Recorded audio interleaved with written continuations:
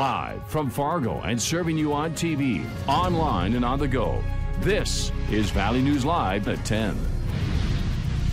An elderly Fargo man is believed to be in critical condition following a one-vehicle accident that happened this afternoon in Moorhead.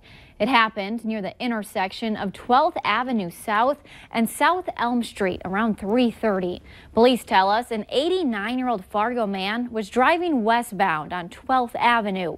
Police say they believe he has a medical condition that caused him to leave the roadway and hit a tree. The driver was the only occupant in the vehicle. Police say he was taken to an area hospital in critical condition. A woman was injured after her vehicle hit a mailbox and then crashed into a tree in Dora Township this week.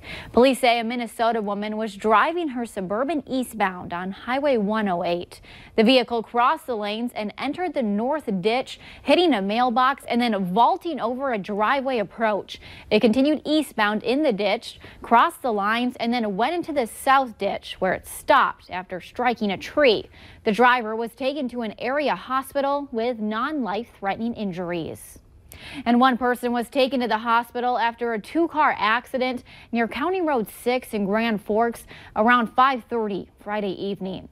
41-year-old Thomas Brooks was injured after 40-year-old Terry Dorman struck the driver's side of his car while turning left on 18th Street Northeast.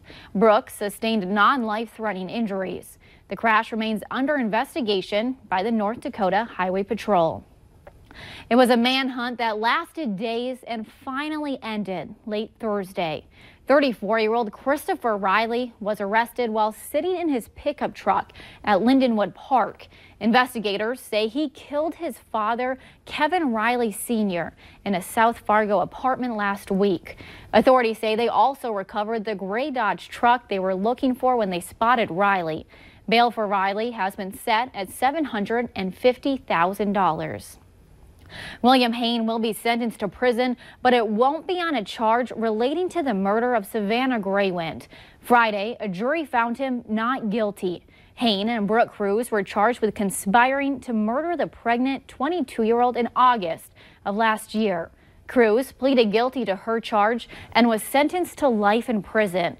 Hain has already admitted to conspiring to commit kidnapping and lying to police. He could get 21 years in prison if he gets the maximum sentences.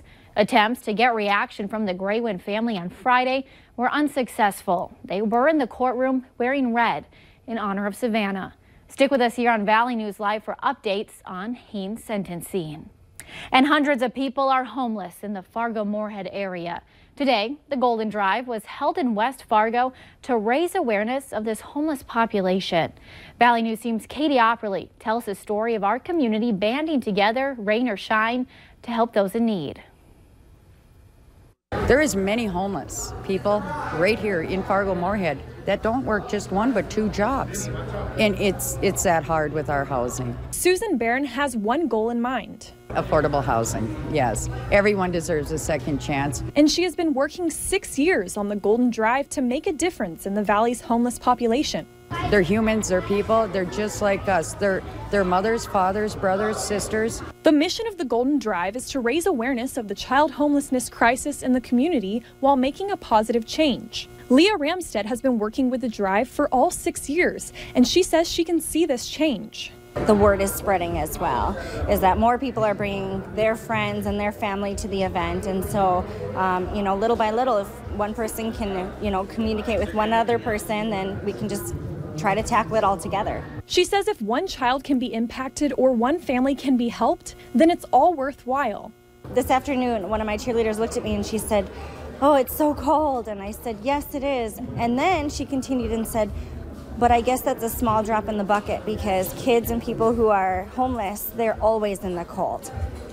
And it was like a light bulb moment. They urge people to start a conversation and take a small step towards helping others. In West Fargo, Katie Opperly, Valley News Live. And Susan says if people would like to make a difference in the homeless population, start by reaching out to local shelters and asking how you can help. A chilly day here in the valley and some rain in many parts of our viewing areas.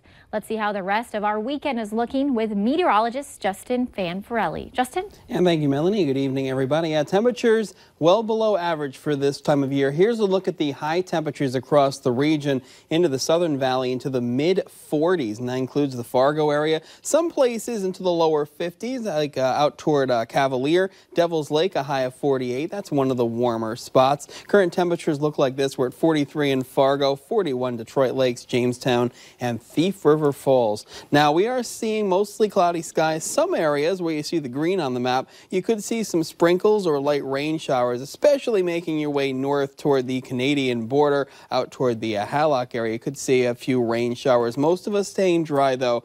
Mostly cloudy skies, the story, not as cool as last night, with temperatures falling from the lower 40s into the upper 30s. We've got a cool, rainy and cloudy weather pattern ahead. We'll tell you how long that's going to last coming up later in the newscast. Okay, thank you, Justin. And a man is recovering after being shot in the rear end a few blocks south of downtown Minneapolis early this morning. Police were called to the 1900 block of Park Avenue just after midnight after the city's shot spotter system detected gunfire in the area.